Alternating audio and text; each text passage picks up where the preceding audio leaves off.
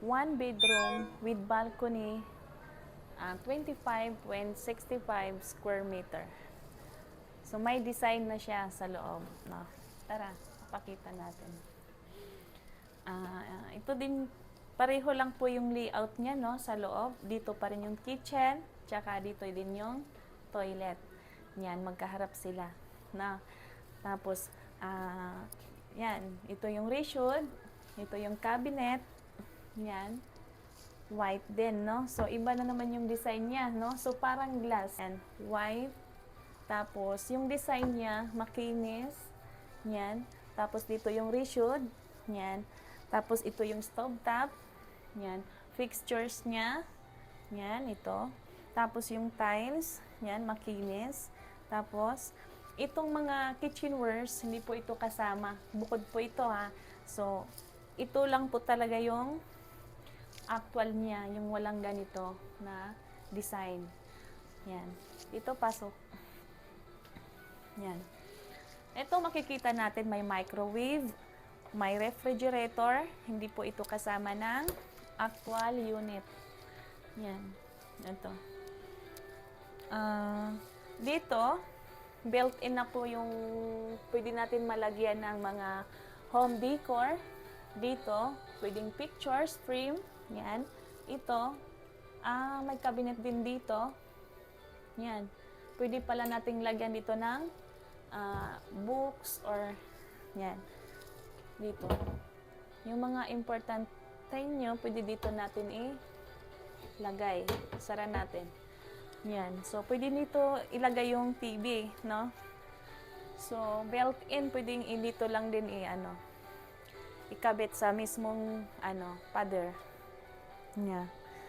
Ito. Tapos, meron pa rin dito sa taas na ganito. Parang cabinet din siya.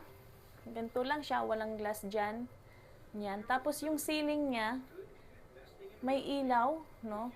May ilaw siya. Mismong banda rito. Yan. Yung ceiling niya, mababa.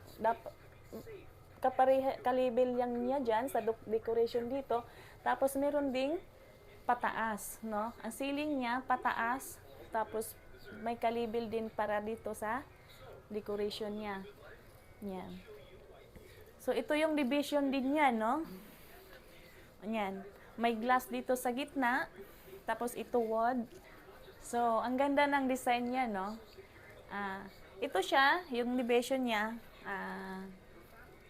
Depende na lang nyo po kung pwede nyong papalitan, no? Kung gusto talaga nyong diretsong mirror, pwede rin. Kasi option, pero sarili nyo pong expenses na mangyayari. Tapos dito, kita nyo may mirror, no?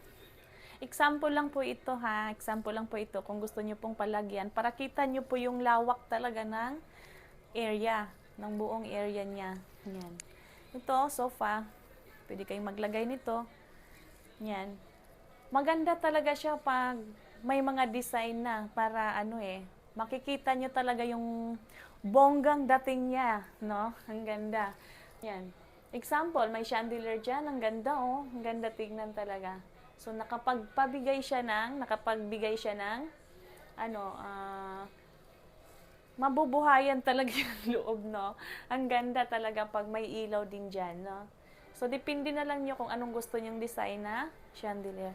Okay, dito tayo sa loob ng bedroom. Yan, ito yung bedroom. Yan, malaki. So, ito po ay queen size. Yan. Tapos, yan, may water sprinkler din dito sa loob. Tapos, yung ceiling niya may design, ha? May design po yung ceiling niya, parang pa-square. Yan. Tapos, may mga lights. Ito. Ito, glass din siya. Yan, glass. Tapos, kung gusto niyo yung pwede ditong ibaba. May dito tayo. Yan. Pwede niyong iangat. Yan. Kung gusto niyo Tapos, dito may cabinet, no? Sa harap ng slide po ang design ng cabinet nila, no? Sa harap ng bed. Yan, ito. Glass po ito, glass. Yan. Dalawang sliding door. Tapos, dito may pa. Lagayan. Okay. Yan. Tapos dito, May ano pa dito, chairs. May chair dito. Pwede dito kayo mag papaganda. Yan. Lagayan dito. Meron pa ditong malalagyan ng mga decoration. Yan. Dito. Ito yung, usog natin. Ito yung balcony niya. No? Because this is one bedroom with balcony. No? Tingnan natin yung balcony niya. Ito, lapad pa rin ang balcony niya, no? So, mataas din ang harang niya. Hanggang dibdib din, no? Bakal po ito ang balcony niya. Ang harang niya, bakal po ang harang niya. So, facing din ito ng amenities. Yan, makikita natin dito ang swimming pool. Yung ditong mga tree, yan, makikita natin. Yan.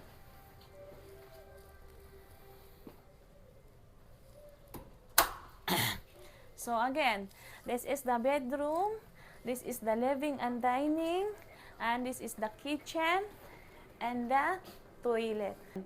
This is actual unit, 1 bedroom with balcony. This is 25.65 square meter, dress up.